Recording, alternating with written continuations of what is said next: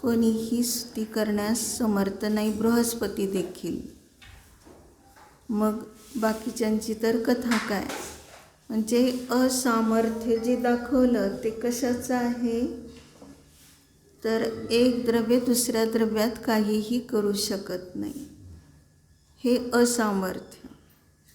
आणि जे व्यवहाराने म्हटलं जाईल, स्तुती केली किंवा प्रोत्साहन केलं, परंतु वास्तविक रूपाने जी अनुभूती आहे ती भिन्नच आहे.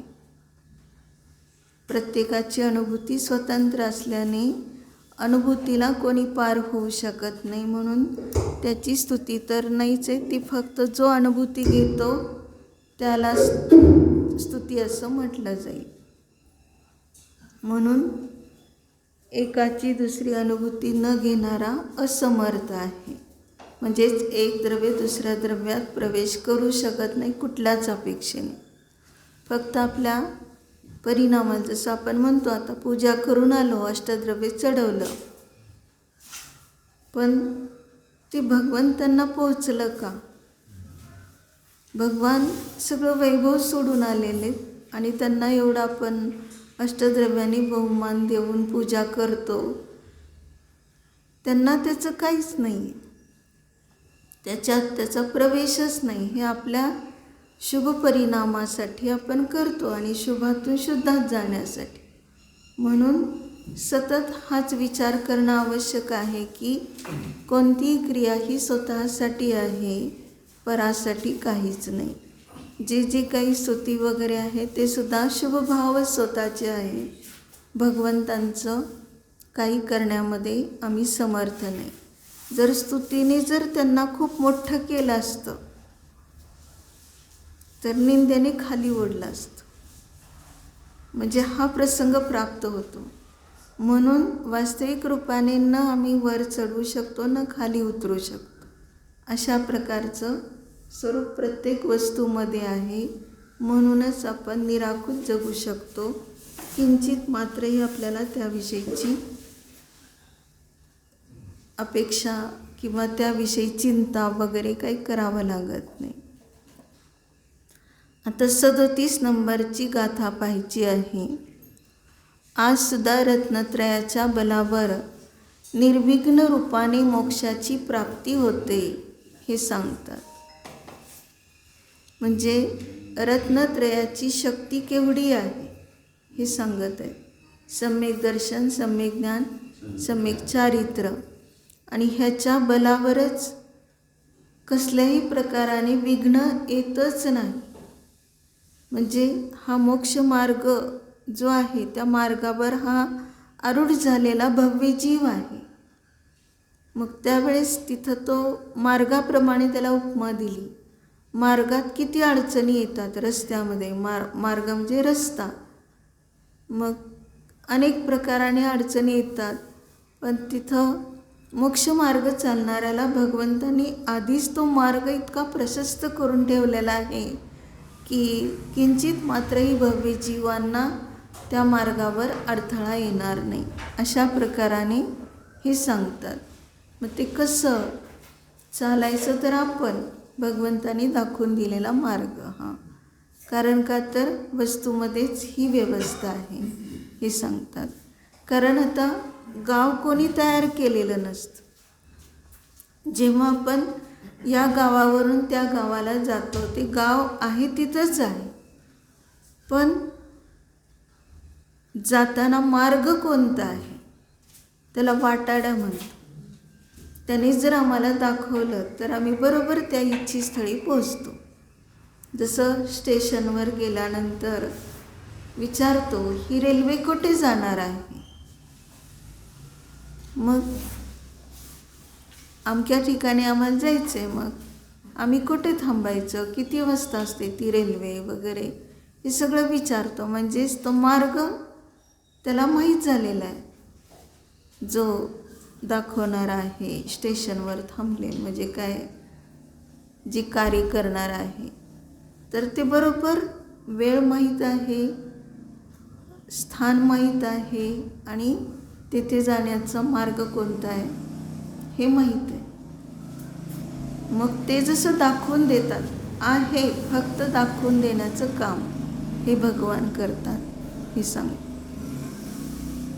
37 नंबरची गाथा पाहिजे आहे.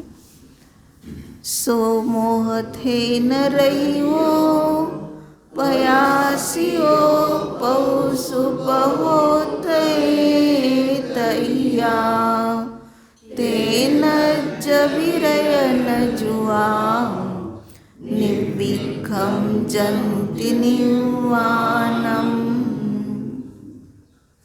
मग सांगितलं काय की मोह थे न रही हो, म्हणजे सो म्हणजे तो मार्ग, मोक्ष मार्ग. मोह थेन कशाची उपमा दिली? चोराची. स्तेन म्हणतो ना, प्राकृतमध्ये थेन झालं.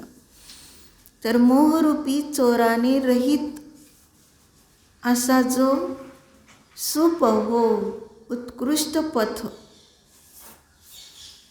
काय केलं? पहू हे प्रभू, ते तुम्ही काय केलेलं आहे? पयासी प्रकाशित केलेला आहे. भगवन हे भगवन तुम्ही हा चांगला मार्ग, सु शब्द कशासाठी आला? तर चांगला मार्ग दाखवण्यासाठी. म्हणजे आता आपण पाहतो हे सगळे रस्ते जे केलेले आहेत ते रस्ते जर व्यवस्थित असतील तर गाड्या वेगाने जातात, चालणाऱ्याला कष्ट वाटत नाही, रस्त्यामध्ये खाचखळगे नाहीत किंवा काचा काटे किंवा दगडे अनकुचीदार वगैरे असं काहीच नाही, व्यवस्थित तो मार्ग आहे.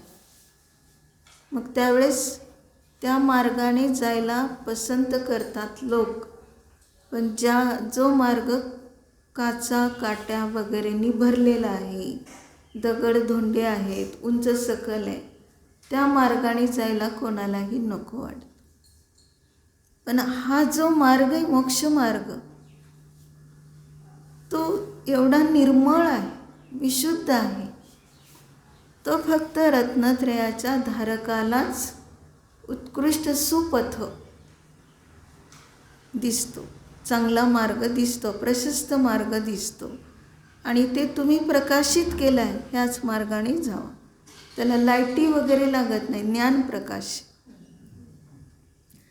मग त्या ठिकाणी अज्ञानाचा अंधकार नाही, रत्नत्रयाने प्रकाशित झालेला.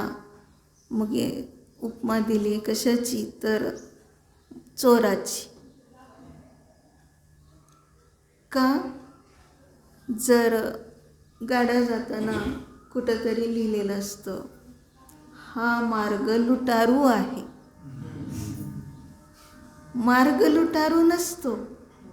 त्या मार्गावर थांबून लुटणारे लोक असतात, त्याला सावध केलेलं असतं. गाड्या जाणाऱ्यांना किंवा कोणाजवळ काही धन असेल त्यांना ते सावध केलं त्या लोकांपासून, लुटारूंपासून. तसे तर मोह थे न, म्हणून चोराची उपमा घेतली. मोह हा चोर, बाहेरचे लुटारू दिसतात पण अंतरंगातला हा मोहरूपी चोर दिसत नाही. त्या चोराला कसं पकडायचं किंवा त्या चोरापासून दूर कसं व्हायचं? पकडायचं काय नाही आहे, कोणाला काही हटवायचं नाही. आमचं धन सुरक्षित राहील असं आम्ही राहायचं. कोणतं धन? रत्नत्रय हे धन आहे आणि ते हरवायचं नाही आहे, कोणी त्याला हिरावून घेणार नाही. म्हणजे कोण? म्हणजे मोह. मध्येच मोह उद्रेकित झाला की संपलं, ह्याचं लागलीच तो मार्ग त्याचा अप्रशस्त होऊन जातो. म्हणजे त्या मार्गावर हा मोहरूपी चोर आला, विघ्न आलं. म्हणून सांगितलं काय? मोहरूपी चोरापासून दूर असलेला, रहित असलेला हा जो सुपथ आहे तो तुम्ही प्रकाशित केला. तैया आणि त्यावेळेस तेनज्जवी रयेन जीवा.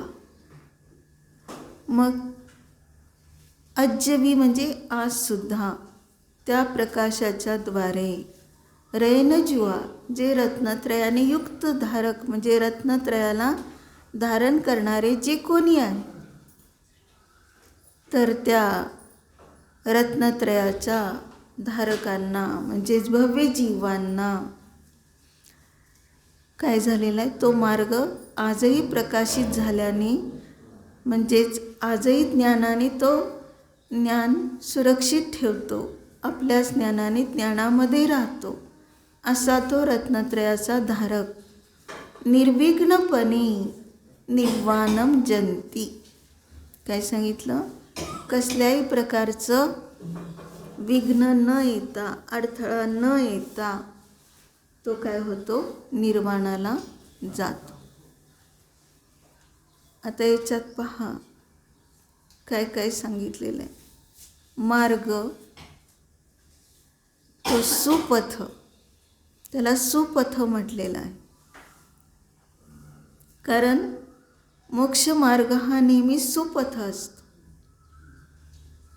आणि तो कोणाला आक्रमण करता येईल, तर रत्नत्रयाच्या धारकांनाच आक्रमण करता येईल. म्हणजेच वाटचाल करतील तर रत्नत्रयाचे धारकच करते. म्हणून सांगितलं रयन जुवा, रत्नत्रयाने जे युक्त आहेत त्यांना हा मार्ग आजसुद्धा प्रशस्त झालेला आहे. आजसुद्धा म्हणजे पंचम काळातसुद्धा त्या मार्गाने चालणारे भव्य जीव आहेत. अनुभूती घेऊन, आत्मानुभूती घेऊन जे सम्यक दर्शनाला प्राप्त झालेले आहेत, ते सम्यक ज्ञान, सम्यक चारित्र्य, त्याच्याशी अविनाभाव, सहज रूपाने परिणत रत्नत्रय असे ते जीव निर्विघ्नपणे निर्वाणाला जातात सांगितले. आता या ठिकाणी अज्जवी इकडं लावलं आणि इकडं निर्वाणाला जातात म्हणून सांगितलं. पंचम काळात तर कोणी निर्वाणाला जात नाही, मग असं का सांगितलं? आज देखील निर्विघ्नपणे निर्वाणाला जातात असं सांगितलं. आता निर्वाणचा अर्थ पाहायचा आहे आपल्याला. निर म्हणजे निघून गेले, वा म्हणजे वासना, जी आपल्याला रत्नत्रयाच्या विरुद्ध असलेली वासना म्हणजे मिथ्यात्वामध्ये राहून जे जे आपल्याला परद्रव्यविषयक आशा, इच्छा वाटते, तर ती एक प्रकारची वासना आम्हाला सदैव काय करते, उद्वेजित करते. वासना मात्रमेव तत्सुखम दुःखम च देहिनाम. जीवांना सुख आणि दुःख होण्याचं कारण कोण आहे? केवळ वासना मात्रच आहे सांगितलं. मग ही वासना म्हणजे मोहपरिणती. म्हणून त्याला उपमा दिली चोराची. चोर हा लपून छपून येत असतो. चोर आवाज न करता जे काही त्याला पाहिजे त्या वस्तू ग्रहण करत असतो. मग आवाज न करता याचा अर्थ काय आहे? मालक जागा होऊ नये. मालक जागा झाला तर आपल्याला जे काही पाहिजे ते घेता येणार नाही. ते जसं चोर सर्कस पाहायला गेले होते आणि विदूषक माहिती सर्वांना सर्कशीमध्ये, तो तारेवरची कसरत करत होता. तो लोकांना मनोरंजित पण करतोय आणि स्वतः पण स्वतःला सावरतोय. मग त्यावेळेस ते चोरांनी पाहिलं. सर्कशीचा खेळ संपल्यानंतर त्याला विचारलं, तुला ह्या तारेच्या कसरतीवर किती पैसे मिळतात? काय असेल देतं ते सांगितलं एवढे मिळतं. आणि त्यापेक्षा जास्त जर मिळत असतील तर तू स्वीकारणार का? हो म्हणतो. मग कारण त्यांना म्हटलं चोरी करण्यासाठी हा आपल्याबरोबर फायदेशीर होईल, कारण तो कसरत करतोय ना तारेवरची. मग हा सहज घरामध्ये उतरून कुठूनही उडी मारून वगैरे हा करू शकेल आपल्याला मदत. म्हणून त्याला म्हटलं आमच्याबरोबर तू काम करायचं, तुला भरपूर मिळेल. तरी हो म्हटलं. मग जिथं चोरी करायची होती तिथं त्याला नेलं. त्या चोराने सांगितलं ह्या भिंतीवरून वर चढायचं आणि खाली उडी मारून दार उघडायचं. तो म्हणतो करतो मी ते, पण ढोलकं पाहिजे. त्या तालावर मला तसं करता येईल, तोपर्यंत करता येणार. चोर म्हणतात जा तुझी सुट्टी. चोरीचा मामला हळूहळू माहिती सर्वांना पुढं काय. म्हणजे चोरीच्या विषयात फक्त आता चोरीचा विषय कसा असतो हे समजण्यासाठी उदाहरण सांगितलं. तर आवाज चालत नाही, लपून छपून करायचं असतंय. तसं मोह ह्याला चोर म्हटलं आणि तो कसा दडी मारून बसलाय आपल्यामध्ये. आणि तो मोह काम काय करतो, त्याच्या वश होऊन आम्ही काय करतोय, संसार करतोय. म्हणजे संसारात भ्रमण करतो. म्हणजे रत्नत्रयाला प्राप्त होत नाही. रत्नत्रय मोठं धन आता सांगितलं, सर्वात मोठं धन रत्नत्रय. आणि ह्या धनाला चोरी करतोय, मोहचोर. ह्या धनाची चोरी करतो म्हणजे त्याला रत्नत्रय प्राप्त होत नाही जोपर्यंत हा मोहचोर आहे तोपर्यंत. धन लुटतंय, आत्मधन लुटतंय हा चोर, मोहचोर. आणि मग त्याच्यातून सुटका कशी होणार आहे? आचार्यांनी तर मार्ग सुप्रशस्त दाखवलेला आहे. मोक्षमार्ग, आनंद. मोक्षमार्ग म्हणजे सुपथ, म्हणजे आनंदाचा मार्ग. कोणत्या? खऱ्या आनंदाचा मार्ग. मग तो खऱ्या आनंदाचा मार्ग दाखवलेला असताना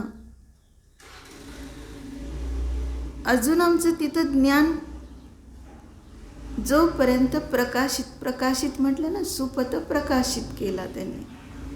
म्हणजे आमचं ज्ञान जोपर्यंत प्रकाशमान होत नाही, म्हणजे त्या मार्गाला पाहत नाही, जाणत नाही, तोपर्यंत ते ज्ञान मोहाच्या वश होऊन कार्य करते. मग तो मोहाच्या वश झाला हे सुद्धा कळत नाही. त्याला वाटतं मी बरोबरच सगळं करतो.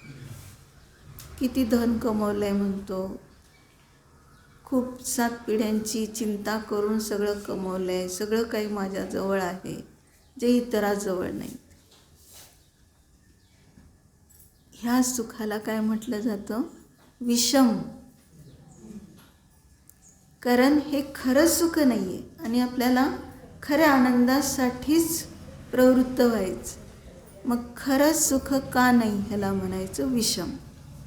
सगळ्यापेक्षा जास्त कमवलं आहे. धनीमध्ये माझं 1 नंबरचं नाव आहे. सर्वात धनी महाराष्ट्रात कोण असेल तर मीच आहे. अशा प्रकाराने हा मोहचोर लालूच कशाची दाखवतोय? ह्या जडधनाची. आणि लुटतोय काय? चेतन धन, रत्नत्रय धन. म्हणून आम्हाला एवढं सावध होऊन दोन्हीतला फरक समजून घ्यायचा आहे. आत्मधन काय आहे आणि परधन काय, जडधन काय आहे. दोन्हीतला जर फरक कळला तर आकुल व्याकुल होणार. ताबडतोब जे आत्मधन आहे तिकडेच तो वळेल. आणि म्हणून ज्ञानाने प्रकाशित झालेला मार्ग प्रशस्त आहे. स्वज्ञानाने प्रकाशित झालेला. व्यवहारण्याने सांगितलं भगवंतांनी, हे प्रभू भगवंतांना म्हटलं, आत्मप्रभू, निश्चयाने आत्मप्रभू, तू ज्ञानवान आहेस, तुझ्यामध्ये परिपूर्ण शक्ती आहे, तिकडे पहा, आपोआपच तो मार्ग दिसेल तुला, प्रकाशित होईल. प्रकाश शक्ती तुझ्यामध्ये आहे. ज्ञानशक्ती, ज्ञप्तिशक्ती प्रत्येक जीवामध्ये आहे. पराकडे पाहून याचना करू नकोस. याच्यातून फायदा काहीच नाही झालेला. जे वाटतंय ते सगळं भुलभुलैया आहे. हे कोणी केलं? मोहाने. दुसरं कोणीसुद्धा नाही. आपल्या अंतरंगात दडलेला जो मोह आहे, त्या मोहाच्या वश होऊनच हे सगळं घडतंय. म्हणून काय सांगितलं? कलशे पहा समयसरमध्ये, कर्ता कर्मणि नास्ति नास्ति नियतम कर्तापि तत्कर्तरी कर्मापि तत्कर्तरी द्वंद्वं विप्रतिषिध्यते यदि तदा का कर्तु कर्म स्थिती. काय सांगितलं यामध्ये? कर्ता कर्मामध्ये नाही आणि कर्म कर्त्यामध्ये नाही. अनादी काळापासून ह्या दोघांचा विरोध आहे. मग हा विरोध असताना कर्ता कर्माची स्थिती कशी राहील? अर्थात राहू शकणार नाही. मोह त्याला पुश करतोय, कर्त्या मी पराला करणार आहे, मी एवढं कमवणार आहे, मी एवढं सगळं करणार आहे. हा मोह त्याला पुश करून काय करतो? त्या कर्त्यामध्ये प्रवृत्त करतो. पण सांगितलं तू पराचा कर्ता होऊ शकत. ही व्यवस्थाच आहे की विरोधाला प्राप्त होते, ते तुझं कर्म होऊ शकत नाही. कर्म याचा अर्थ अष्टकर्म घ्यायचं नाही. विषय, कर्म म्हणजे विषय, म्हणजे माझी जी क्रिया घडते ती परविषयावर घडते, ज्ञेयावर घडते, ते माझं कर्म झालं. म्हणजे मी ज्याला जाणलं ते माझंच आहे.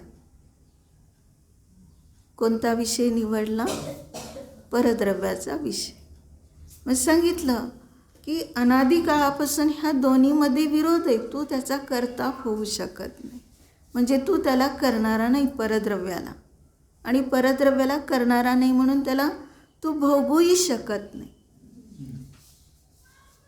म्हणजे वास्तविक रूपाने ज्ञाता ज्ञातरी कर्म कर्मणि यदि तदा व्यक्तेति वस्तुस्थिती.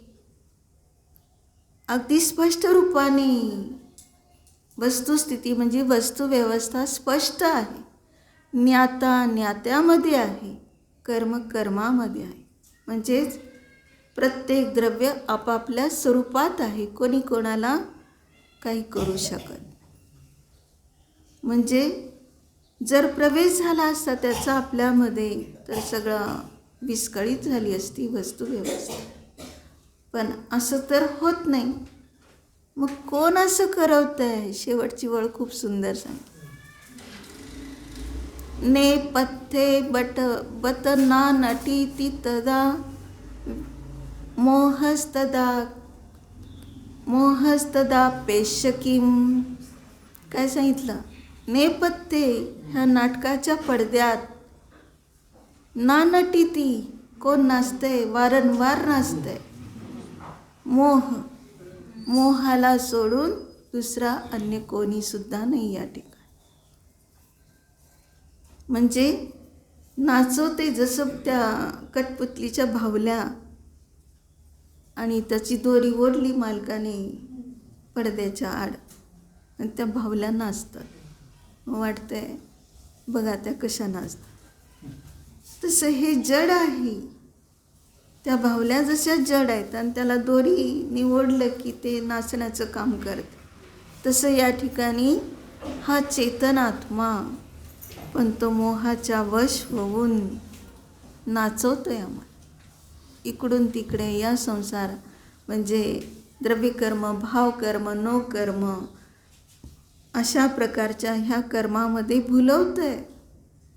पाहणारे लोक, प्रेक्षक आनंदाला प्राप्त होतात की बघा किती छान आहे हे दृश्य. तसं हा मोह सांग. आत्म्यामध्ये काही नाही सुंदरता हे बाहेरच्या द्रव्यात असा तो मोह आपल्याला भुलवतोय आणि म्हणून मार्ग चुकतोय.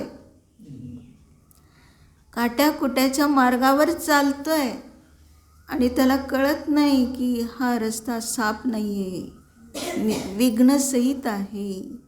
त्याच्यातून आपण कसं बाहेर पडणार किंचित मात्रही तो त्याचं ज्ञान करत नाही. आणि अशा मार्गातून किती प्रकाराने संकट आली तरीसुद्धा तो त्याच मार्गाने चालतो, म्हणजे मिथ्या मार्गाने. कुमार्ग इथं जसं सांगितलं सुपथ, त्याच्या उलट काय आहे, हा मिथ्या मार्ग म्हणजे कुपथ आहे. जो आपल्याला व्यवस्थित ती दिशा भूल कसा करून कुठे कुठे भटकवतो ते कळत नाही. संसार एक जंगल आहे आणि त्यामध्ये फिरणारा हा जीव पागल आहे. लक्षात घेण्यासारखं आहे की वास्तविक रूपाने हा कसा त्यामध्ये भटकतोय. त्याला वाटते मी शहरात आहे. एक उदाहरण सांगितलं ना की साधूकडे राजा गेला, विनंती करतोय, चला आमच्या नगरामध्ये, चला आमच्या महालामध्ये, किती छान आहे सगळी व्यवस्था, ह्या जंगलात काय तुम्ही एकटे करताय, किती काय तपश्चर्या कष्ट करून एवढं सगळं करता, हे सगळं दुःखदायक आहे, खरंच सुख तुम्हाला तेथे मिळेल. वारंवार राजा विनंती करतोय आणि त्याला उत्तर एकच दिलं, तुमच्या राज्यात, तुमच्या महालात दुर्गंधी खूप आहे, मी येऊ शकत नाही, ते दुर्गंध मला सहन होत नाही. म्हटलं का असं बोलताय तुम्ही, किती सुगंधी आहे, किती सुंदर वातावरण आहे, बाग बगीचे आहेत, नदी सरोवर वगैरे ह्याच्यावरून येणारा वारा, झाडी वगैरे ह्याच्यावरून येणारा वारा, थंडगार वारा, सगळं प्रसन्न वातावरण आहे, पहा तरी एकदा. आता त्या राजाला बोधच द्यायचा आहे. मग त्यांनी काय केलं, साधूने अशा मार्गाने नेलं की जिथं चामडीची चप्पल बनवतात, चामडीसारखी कुटतात, आणखीन जिथं पाणी वगैरे शिंपडून सतत ठेवतात ती चामडी, अशा ठिकाणी नेलं. त्या साधूने राजाला त्या ठिकाणी नेलं. आता राजा लांब होतोय, नाकाला रुमाल लावतोय. साधूला म्हणतो, इथं कशाला थांबता, इथं किती दुर्गंध आहे, मला ते सहन होत. हे किती सडलेल्या वातावरणात तुम्ही आणलंय या ठिकाणी, हे बरोबर नाही रस्ता. मग साधू म्हणतात, ह्याच्यापेक्षा जास्त दुर्गंध तुमच्या महालात आहे, बोध द्यायचा आहे. म्हटलं कसं दुर्गंध, विषयाचा दुर्गंध, मोह दडून बसलेला आहे, कळत नाही तुम्हाला हा दुर्गंध आहे की सुगंध समजताय तुम्ही, प्रसन्न वातावरण समजताय, पण ते सगळं चुकीचा मार्ग आहे. ह्याच्यापेक्षाही जास्त, ते जसं तुम्हाला दुर्गंध सहन झाला नाही इथला, तसा आम्ही साधू लोक पण विषयाचा दुर्गंध सहन करत. म्हणजे विषय, पंचेंद्रियाच्या विषयाच्या भोगात त्या ज्या ठिकाणी रेलचेल आहे तशा ठिकाणी, अशा दलदलीच्या ठिकाणी आमचा संयम राहत नाही. आम्ही त्यापासून अत्यंत अलिप्त असतो. राजाला पटलं. अगदी दृष्टांत दाखवून साक्षात काय दुर्गंध आणि कशाला दुर्गंध म्हणायचं हे कळलं. आणि मग त्यांचा खूप आदर विनय वगैरे करून हे तुमचा मार्ग प्रशस्त आहे हे सांगितलं. आम्ही काट्याकुट्याच्या मार्गात, दुर्गंध असलेल्या मार्गात आहोत, आमचाही उद्धार करा म्हणून राजा आता विनंती कर. म्हणजे ज्ञान झाल्यावर कसं असतं, जोपर्यंत ज्ञान होत नाही, दोन्हीतला फरक कळत नाही, तोपर्यंत तो अज्ञानामध्ये राहून कसा वावरतो हे कळत देखील नाही. म्हणून या ठिकाणी सांगितलं काय की वास्तविक रूपाने भगवंतांना हाच मार्ग का दाखवावा वाटला. दोन्ही मार्ग आहेत, कुपथ आणि सुपथ. पण भगवान तुम्ही सुपथ दाखवला भव्य जीवांना. कुपथ दाखवावा लागत नाही, कुपथा स्वयं असतात. सुपथामध्ये जात नाही तोपर्यंत त्यांना तो मार्ग प्रकाशित करावा लागतो. अनादी काळापासून कुपथात हा जीव आहे, मिथ्यात्वात आहे, तर त्याला तो मार्ग दाखवण्याची गरज नाही. तो चुकीचा मार्ग आहे हे केव्हा कळेल, जेव्हा सुपथात येईल तेव्हा. फरक कळला तर. जसं गोड पाणी पिलं, एखाद्या नदीचं, विहिरीचं किंवा सरोवराचं पाणी खूप गोड आहे, नारळासारखं गोड आहे. ते गोड पाणी पिणारा जो आहे त्याला जर कधी प्रसंग आला, तहान लागली म्हणून, त्यावेळेस समुद्र जवळ आहे, म्हणजे समुद्राचं पाणी पिताना खारट लागते, प्यावंसं वाटेल का? ज्याने गोड पाणी पिलंय त्याला खऱ्या पाण्याची चव काय आणि गोड पाण्याची चव काय कळते. तो खारं पाणी पित नाही. तसं हे सगळी विषय सुख खारं पाणी आणि आत्मसुख हे गोड पाणी, अमृत, ज्ञानामृत. ज्ञानातून आम्ही जर हे सिद्ध केलं तर सहज रीतीने आम्हाला विघ्न कशाचं आहे? विघ्न आहे ते आमच्या विभाव परिणतीचं आहे. बाकी कोणीही अडथळे टाकत नाही. म्हणतो काय सांगायचं तुम्हाला, खूप विरक्ती आहे, पण घरातले लोक बाहेर पडू देत नाहीत आत्ताच. ते म्हणतात तुझा काळ आत्ताच आला नाही, कोमल आहे, सुकुमार आहे, घरात काय तुला करायचं आहे ते कर साधना म्हणून सांगतात. मग हा विघ्न टाकणारा परिवार झाला की नाही. मग तो परिवार कोण आहे? परिवार म्हणजे मोह, आणि हा मोहाने कमावलेला संयोग संबंध. जंबूस्वामीचं उदाहरण उत्कृष्ट आहे ह्यामध्ये.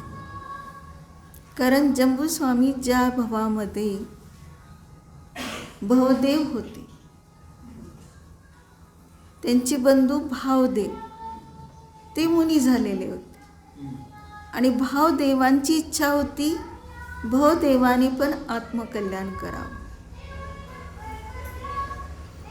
आणि विहार करत करत जेव्हा त्याच नगरीमध्ये आले आणि त्यांच्याच घरामध्ये चर्या झाली, त्यावेळेस आहार झाल्यानंतर इकडे तिकडे पाहतात, म्हणतात एवढं काही रोषणाई करण्याची गरज ह्या घराला, सगळी तुम्ही सजावट कशी केलेली आहे. तो भवदेव खाली मान घालून बसलेला. नुकताच त्याचा विवाह झालेला आहे, त्या विवाहाचं सगळं रोषणाई वगैरे काय असेल ते सजावट, आणि मग त्या कारणाने त्याला लाज वाटते की माझा विवाह झाला हे सांगायला. लक्षात येतं भावदेवांच्या. ते काही थोडं सांगतात, 6 द्रव्य 7 तत्व, आणि निघतात. कमंडलू घेऊन जायचं असतं बरोबर. हातात कमंडलू घेऊन बहुदेव निघाले. त्यांना नेहमीसारखं वाटतं आपल्याला रस्त्यात कुठंतरी म्हणतीलच हे जावं आता परत म्हणून. वाट पाहत आहेत पण ते काही जावं म्हणतच नाहीत. सगळे रस्त्यात दाखवतात त्यांना, हे बघा आपण दोघे इथं खेळत होतो, आपण दोघे असं करत होतो, असं रस्त्यातलं ते भावदेव दाखवतात, हे भावदेव दाखवतात त्या मुनींना. पण त्या मुनींचं लक्ष पूर्ण आत्म्याकडे. ते काय बालपण आठवणं वगैरे खेळ इकडं काहीच नाही त्यांचा उपयोग. पण ह्यांचं ज्ञान कुठं चाललंय? मोहात चाललंय, परत भूतकाळात, भवदेवाचं. आणि मग कसं तरी करत त्या संघात जाऊन पोचले. आपल्याला काही म्हणत नाही तर ठीक आहे, तिथपर्यंत जाऊन सोडून येऊ, हा विचार आला त्यांच्या मनात. गेल्यानंतर संघात सगळे मुनी म्हणतात, अरे आज कोण सापडले तुम्हाला? मुनी होणार आहेत काही? इथपर्यंत कोणी येत नाही, म्हणजे हे मुनी होणार दिसतंय. आणि ह्यांच्यातून हा शब्द गेला. हा शब्द गेला की कसं प्रामाणिकपणा किंवा लाज लज्जा वगैरे असं सगळं काही जे होतं अंतरंगामध्ये, की ह्यांचा शब्द खोटा करायला नको म्हणून मुनी दीक्षा घेऊन टाकली. कुठल्या अर्थाने घेतली? फक्त आपल्या भावाने हा म्हटलंय आणि आपण जर घेतली नाही तर हे खोटं ठरेल म्हणून दीक्षा घेतली. म्हणजेच भावलिंगी झाले नाही, द्रव्यलिंग पाळताय, सगळं आगमानुसार जे जे काय आहे ते सगळं सांगेल तसं. पण अंतरंगातली परिणती, तो मोह दडून बसलाय, विषय सुख, ती पत्नी काय म्हणत असेल न विचारता आपण आलोय, काय करत असेल, काय वाट पाहत असेल का माझी, सारखे विचार पत्नीविषयी येऊ लागले. आणि मग कधी तिला भेटल असं झालंय. पण संगविहार करून गेले. तिच्याबरोबर ह्यांनाही नाविलाज म्हणून जावं लागलं.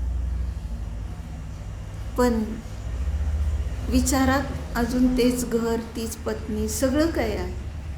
कळतंय भावदेवांना, ह्यांचा विचार सुटत नाही. खूप वेळा स्थितीकरण करतायत पण होत नाही स्थितीकरण. पुन्हा पुन्हा त्याच विचारात. पुन्हा एकदा विहार करून किती वर्ष लागले परत यायला? 12 वर्ष. 12 वर्षसुद्धा विचार केला नाही, स्थितीकरण झालं नाही. आश्चर्य करण्यासारखं नाही, अनादी काळापासून आम्ही सुद्धा असंच भटकत आलेलो आहोत. ही तर फक्त 12 वर्षाची अवस्था. आता मात्र इतकं शिगेला पोचले त्यांचा उत्सुकता की नेमकं त्याच रस्त्यावरून संगविहार करत चाललेला आहे जेथे त्यांचं गृहचैतालय पूर्वीचं होतं. मग त्यांनी संघाला सांगितलं, चला पुढे, मी गृहचैतल्याचं वंदन करून येतो. प्रयोजन काय आहे? पूर्वपत्नीला भेटायचं. आणि मग गेले तिथं. ती नेमकी तिथंच असते पण दोघे एकमेकांना ओळखत. ती साधना करत असते तेव्हापासून उत्कृष्ट. मग ते आपलं प्रश्नोत्तर विचारतात तरी पण तिच्या लक्षात येत नाही. शेवटी ती म्हणते की तुम्ही स्त्रीचाच विचार जास्त का करता, सारखं स्त्रीची कथा करताय, असं तिने म्हटलं. मला कुठल्याही स्त्रीशी प्रयोजन नाही, तिने उत्तर. ती नागला काय करते एवढंच विचारायचं. तिचं नाव नागला असतं. मग तेव्हा तिने ओळखलं, हेच ते भावदेव. तिने धिक्कारलं. अजून तुम्ही तिच्या विचारात एवढं महान व्रत घेतलेलं आहे, तिची किंमत करता येणार नाही, आणि तुम्ही बेकिमती तुच्छ गोष्टीमध्ये अडकलाय.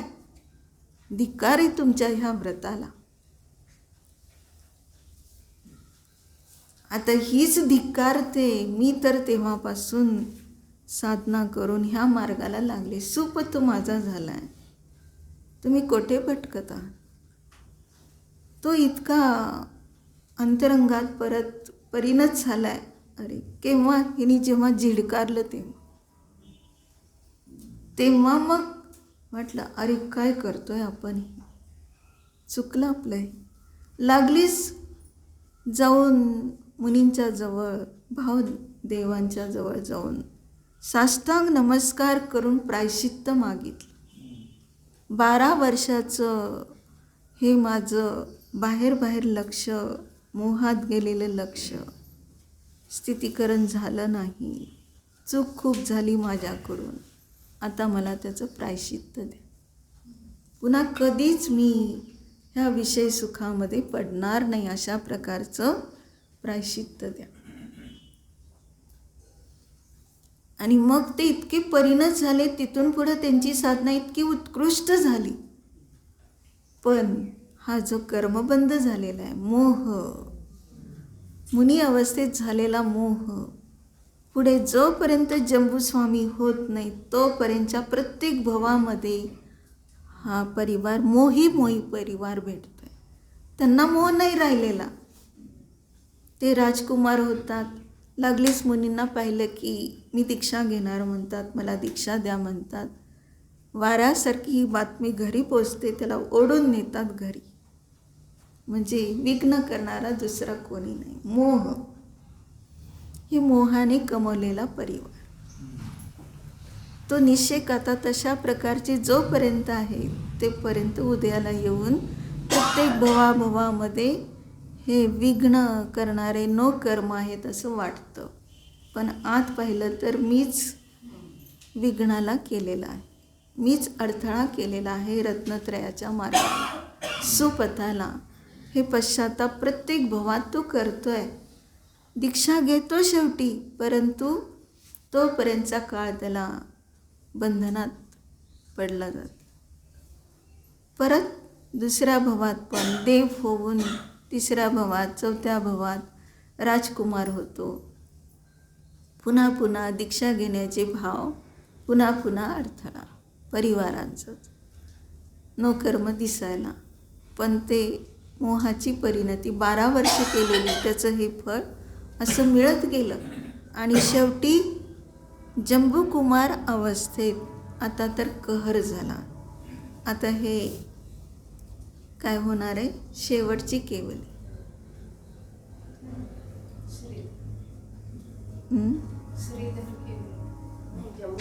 जंबूस्वामी. मग ते असे होणारे आणि त्यांना इतका अडथळा, हे सांगायचं. केवली होणार, मोक्षाला जाणार ह्याच भवामध्ये. आणि ते जेव्हा कुठं पोचतात, मुनी पाहिले, मला तुम्ही आत्ताच दीक्षा देऊन टाका, मला आता थांबायचं नाही. त्या मुनींना सगळं माहिती आहे, अवधी ज्ञानाने जाणतायत. घरी जाऊन आईवडिलांना विचारून परवानगी काढून ये. नाही म्हटले, तुम्हीच माझी माता, तुम्हीच माझे पिता, बंधू, तुम्हीच, सगळं काही तुम्हीच आहात. मला काही घरी जाऊन कोणाला विचारायचं नाही. नाही म्हटले, तुम्हाला आता योग्यता नाही म्हटले दीक्षेची. मुनीच असं म्हणतायत. म्हटले 10 दिवसानंतर तुमची दीक्षा होणार आहे, हे पण सांगितलं. ते घरी गेल्यानंतर म्हणजे परिवारानेच खेचून नेलं परत. आणि मग त्यावेळेस म्हणतात, बघ कुठं होतास तू एवढा वेळ? 4 घरचे लोक येऊन थांबलेत. त्या चौघी म्हणतायत, केला तर विवाह ह्यांच्याशीच, नाही तर मग त्यांचा जो मार्ग तोच आमचा मार्ग. ते ऐकून तर थक्कच झाला. आता काय, हे काय रचलंय ह्यांनी, याच्याशी मला प्रयोजनच नाही. पण ते काहीतरी त्या चौघींचा ऋणानुबंध, कुठंतरी अवदैक भाव केलेले त्यांनी. ह्यांना पाहून किंवा ह्यांच्या सानिध्यात येऊन पूर्वभावात.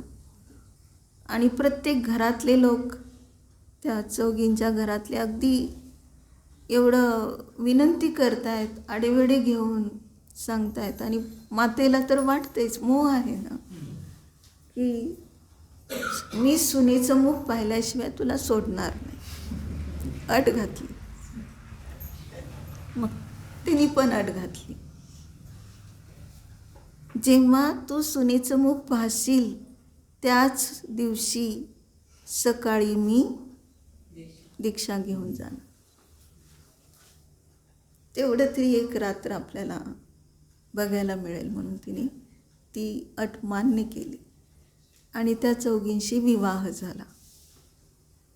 त्या रात्री त्या चौघींना सासूने सांगून ठेवलं आहे, बघा तुमचं केवढं बल आहे, त्याला ओढून घ्या संसारात, काही ना काही गोष्टी सांगून.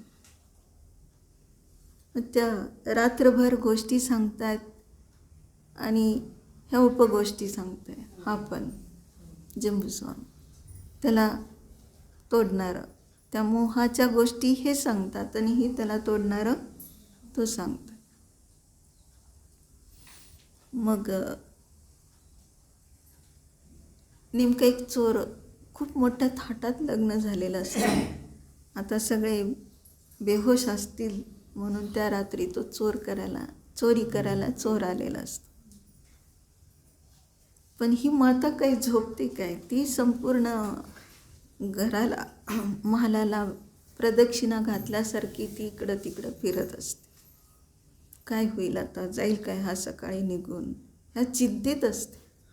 आणि त्या चोराला म्हणते, म्हणजे तू कोण आहेस? तो म्हणतो मी चोर आहे. त्याला सत्य बोलायचं असतं. तो म्हणतो चोरी करण्याची गरजच नाही माता, भरपूर तुला धन देते, पण तू माझ्या मुलाला संसारात कसं रमवायचं तेवढं तू कर कला, तुझ्याजवळ ती कला असेल, मी तुझा मामा आहे म्हणून सांग त्याला आणि आपोआपच त्याला वळव. तो म्हणतो ठीक आहे. गेला, पण कोण वळला? तो चोरच वळला. त्याच्या अंतरंगात वैराग्य ह्याच्या कथेने, ह्याच्या सांगण्याने, तत्वाने सहज ते तिची परिणती पाहून ह्यालाही तसं भाव झाले की आपणही ह्याच्यासारखंच दीक्षा घ्यावी. आणि अशाच रीतीने ती जी एक पत्नी सांगत होती कथा, कोणती? सासू सुनेचं भांडण झालं, सतत भांडण होतं आहे. आता सून इतकी वैतागली आहे, ती विचार करते तिची कटकट ऐकण्यापेक्षा मेलेलं बरं. आत्महत्या करण्यासाठी ती निघाली. आणि नुकताच विवाह झालेला, अंगावर खूप सगळे दागिने आहेत, तशीच ती निघाली की कुठेतरी फास घ्यावा म्हणून. आणि ती एका झाडाला फास लावण्याचा प्रयत्न करते, पण तिला कळत नाही फास कसा लावायचा. तेवढ्यात एक तब्बलजी तिकडून येतो. तो म्हणतो, अशा निर्जन स्थानामध्ये ही एकटी एवढी दागिन्यांनी मडलेली कशासाठी आली आहे? विचारलं तिला. ती म्हणते, मला फास तयार करता येईना, फास तयार करून देणार का? मला मरायचं आहे. त्याला वाटलं आपल्याला हे सगळं धन मिळेल, तिच्या अंगावरचे दागिने मरू देत. मग फास कसा करायचा म्हणून त्याने फास तयार केला आणि तो सैल ठेवला आहे, गळ्यात असं अडकवला आहे, खाली तबला आहे आणि तिला सांगतो आहे फक्त आता हा असा आवळायचा की होतं आहे, फास बसतो आहे. मग असं तो अजून सैलच असतो, तो फास काही त्यांनी आवळलेला नसतो, पण ते तबला घसरतो तिच्या पायाखालून, त्याच्या पायाखालून आणि एकदम फास आवळला जातो. तिची जीभ बाहेर येते आणि ती म्हणते, अरे बापरे, असली आत्महत्या असते का? मला नाही करायची. ती परत घरी जाते. सासूची बोल ऐकायला चालेल पण आत्महत्या नको. तसं तुम्ही गेल्यानंतर दीक्षा घेतल्यावर तिथले परिश उपसर्ग सहन होणार नाहीत, परत तुम्ही घरी याल तिच्यासारखंच, असं ती एक पत्नी सांगत असते. आणि त्याच वेळेस तिच्यावर उपकथा ते सांगतात. एक मनुष्य धन कमवण्यासाठी परदेशी चालला आहे आणि त्याला एक रस्त्यात एक मनुष्य भेटतो आणि म्हणतो, रसकुपी इथं आहे आणि त्याच्यातनं एक एक कुपी भरून काढला तर माल होतो आहे, कशाला बाहेर जायचे धन कमवायला, मी तुम्हाला खाली उतरवतो, तुम्ही कुपी भरून द्या आणि परत वर काढतो कुपी भरून झाल्यानंतर. मग त्याने कुपी भरून दिल्या आणि जेव्हा शेवट आता त्याला वर काढायचं आहे तर मध्येच दोरी तोडून टाकतो, तो खाली आपटतो त्या विहिरीमध्ये. आणि मग आता त्याला काढायला कोणच नाही, साधन नाही, काही नाही, सगळं काही त्या ठिकाणी, किती दिवस उपाशी, किती काहीच नाही आहे. मग तो सगळे डोळे, कान, नाक सगळं त्याचं अस्वस्थ झालेलं आहे. श्वास पण आता नीट घेता येईना, ओरडता पण येईना, तरी कणत असतो तो. आणि त्याचं एक भाग्य असं आहे की तिकडून एक वैद्य येतो आणि ते वैद्य त्याला कण्याचा आवाज ऐकून वर काढतो. वर काढल्यानंतर तो निष्णात असतो वैद्य, सगळे डोळे, नाक, कान वगैरे इतके व्यवस्थित त्याला दुरुस्त करून खाऊ पिऊ घालून काय करतो, निरोगी करतो. मग आता त्याला निरोगी झाल्यानंतर तो वैद्य सहजपणे कसा तरी भेटलेला, त्याच्यातून तो वाचलेला आणि जाणून बुजून परत जर त्या विहिरीत पडेल तर कोण परत काढणार, हे जंबूस्वामींचं. आता हे मला कळलंय संसार सुख काय आहे आणि जाणून बुजून परत त्याच विषयात पडलो तर माझा उद्धार होणं, आत्मकल्याण करणं खूप दूर राहील. म्हणजे अशा कथोपकथा अनेक केल्यानंतर मग त्या ठिकाणी सगळ्यांनाच वैराग्य झालेलं आहे, म्हणजे सहज अंतरंगातून झालेलं आहे. आणि सगळे किती जण मिळून दीक्षा घ्यायला जातात. तेव्हा त्या दिवशी सकाळी त्याच्याबरोबर अनेक जण दीक्षा घेत. त्यांची दीक्षा ऐकली आपण, आपली कधी होणार.